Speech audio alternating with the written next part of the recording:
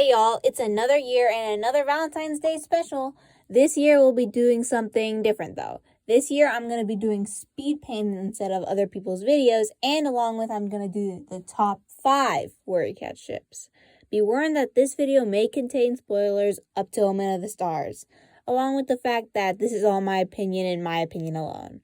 Along with some details might be wrong since I only remember the main idea of what happened, not much of the details, and I'm too lazy to actually search it up what happened specifically. Now, with all that aside, let's begin with the video. Number 5, Jayfeather and Half Moon. Jayfeather and Half Moon, or Jay's Wing and Half Moon, is honestly one of my favorite ships, mostly because of Jayfeather's uncharacteristics outburst at Rock about how he wanted to stay and be with Half Moon. They had a strong bond, and in such a short period of time. This, though, was honestly all thanks to Half Moon. To what I can see, Half Moon probably had a tiny crush on Jay's Wing before they became Sharp Claws. That's what it was called, right? Afterward, though, the crush grew at Jay-Wing's supposedly sudden personality change. Jayfeather, on the other pod, didn't know how to react to this, though at least not until he returned to the second time to Half Moon's time. The reason Jayfeather fell in love so quickly was because no one had ever treated him like that before. Half Moon saw Jay's Wing with no flaws and trusted him till the very end. Unfortunately, this isn't actually as positive as a trait as it seems, but we'll come back to that later. No one has ever treated Jayfeather like that. Everyone always underestimates him, dislikes him, or is annoyed by him at one point, but not Half Moon. But his love for his clan and family stayed strong, and he returned to his time. But what if he hadn't? What if his love for Half Moon had triumphed over all? It's likely that they would have shared the role of Stone Teller, since Jayfeather already knew about medicine and getting prophecies and such, and they probably would have had kids who would become the next Stone Teller. Jayfeather would have helped the Mountain Cats adapt and learn even faster than they already did. Unfortunately, it's also likely that they would begin to separate, as Half Moon would begin to see more and more faults in him, and he would start believing that she didn't love him as much as before, and begin to wonder what it could have been if he went with Rock. It's possible that they could have never went to find new land, since they would have discovered how to hunt better, even faster, which leads to this whole time paradox where Jayfeather never existed, and I'm getting off topic. I'll continue this in a later video though, but for now, let's move on. Number 4, Blue Star and Oakheart. Ah yes, another forbidden relationship because those are the best ones. When I first thought about this ship, I honestly thought it was rushed, and I was confused how they even fell in love at all. But when I started thinking about it, I realized that Bluefur was the only one rushed into it. Let me explain. Oakheart, as you know, wanted to be leader when he was a kid, and later stated when asked by Crooked Jaw that every apprentice wanted to be leader, but this isn't even slightly close to true. The majority of kids and apprentices don't want to be leader, and the few that do usually achieve their dreams. So what went differently with Oakheart? You guessed it, Bluefur. It's likely that ever since he first spotted Bluefur, he fell for her and began watching and admiring her from a distance. Let's take the scene where Bluefur spotted Oakheart chilling and lounging in ThunderClan territory. What was he doing there? Oakheart was never one to break the warrior code, especially for reason as dumb as to simply go over there to lay down. It's more likely that he spotted Bluefur coming and went to finally make his first impression on her. And it worked, with Bluefur ending up thinking about him later on, convincing herself that he was just an arrogant piece of mouse dung. This, for Oakheart, however, only led to him loving her even more, to the point that he was prepared to leave his life behind for her. Unfortunately, as much as he tried, these short moments together weren't enough for her to abandon her clan to Thistleclaw. Oakheart did, however, end up loving Bluefur for the rest of his life, and even in StarClan.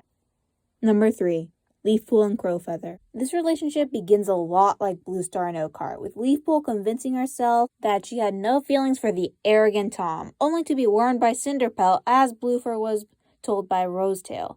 There are multiple differences though. It's likely that Crowfeather might have started to have feelings only to swat them away, remembering his beloved Feathertail and wanting to stay loyal. But once Leafpool came with a message from Feathertail, he tried to swat his feelings away once again, but by now he couldn't, and he more or less accepted his love for her, now that Feathertail was okay with it. Leafpool accepted her feelings, though, in a much more dramatic way, when Crowfeather saved her from falling and dying. After this, Crowfeather's love blossomed, and he was desperate to prove that he could love and care for Leafpool. And it wasn't hard to convince Leafpool to leave ThunderClan with him, since she felt like she was being replaced by Breethart. It's likely that she would have stayed if she knows she was wanted and needed, but she didn't, so she left. When they were alone together, Crowfeather showed his love like never before. It's likely that he would have done anything to make sure Leafpool was well fed and happy, even if he starved.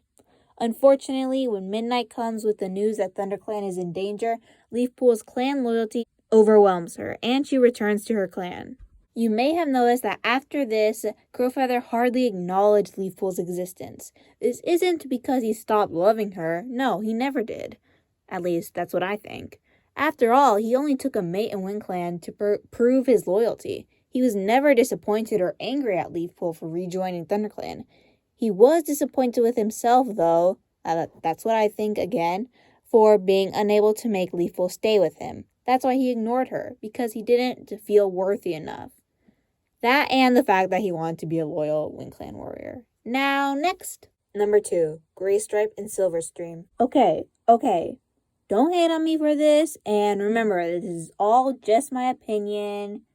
And having said that, Greystripe and Silverstream is a toxic relationship. Not to each other, that's not what I'm saying. They are probably one of the most dedicated and loyal pairs out there.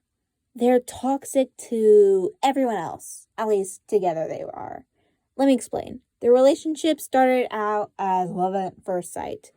And right now you must be thinking, oh, I thought Silverstream didn't like Greystripe at first. That's what I thought too at first.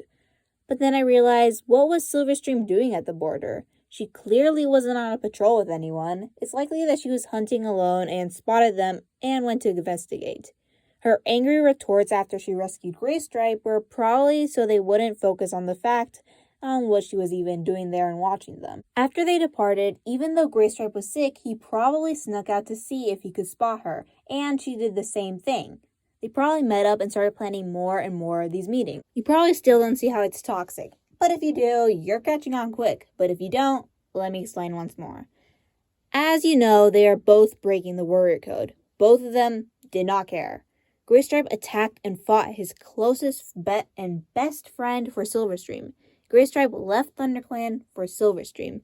The only reason he came back was because Fireheart was now his closest companion. If Silverstream was still alive, you can be sure he would stay in RiverClan and never look back.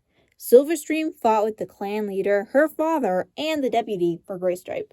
Both of them were prepared to leave everything for each other. Now, love is a great thing, but to fight and attack and argue with those who are only trying to help you for that love, I don't think that's okay. It even stated that Greystripe only loved Millie because she looked like Silverstream, and that he would choose Silverstream over Millie in StarClan. On that lovely note, let's move on. Number 1, Breethart and Cloudtail. Now, there's a reason these two are on top. It's not because their love story was tragic and dramatic or forbidden. It's because these two are practically a perfect couple. As you probably know, it was stated that Cloudpaw might have already had a crush on Breethart even before she got her scars. If he did, the reason he never really approached her was because he was shy. And that's really saying something, because Cloudtail is not a shy cat.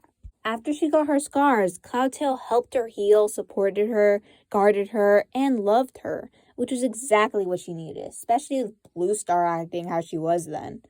Cloudtail supported her 100%, believing that she could still become a great warrior. It's probable that Cloudtail was the only one. After all, even the great Firestar thought she probably wouldn't become a full warrior. When she healed fully and they were in love, Cloudtail accepted Breethart exactly as she was, flaws and all, unlike Breethart, who saw him as a perfect cat. This would later lead on to the first and probably only bump in their love road. This bump was Daisy. Of course, Daisy never had bad intentions when she fell in love with Cloudtail. She probably assumed that Breethart was some sort of medicine cat at first, since Breethart is spending a lot of her time in the medicine cat den. The only reason Cloudtail spent so much time with Daisy was because he wanted to prove to everyone that he could turn a cat who had seemingly no chance at becoming a warrior, like Breethart, into a warrior. They were becoming more and more distant, Breethart and Cloudtail, until Leaffool, I think it was Leaffool, right, nudged them together again. On that walk, it's likely Breethart realized Cloudtail was an oblivious idiot and finally accepted him, flaws and all. Even if they weren't nudged in the right direction by Leaffool, it's likely Breethart would have eventually confronted Cloudtail and come to the conclusion, again, well, not again, since, it's a what if, but whatever, again, that Cloudtail was an oblivious idiot. And they lived happily ever after. Remember that this is all just my opinion and my opinion alone. I hope you enjoyed and have a lovely Valentine's Day.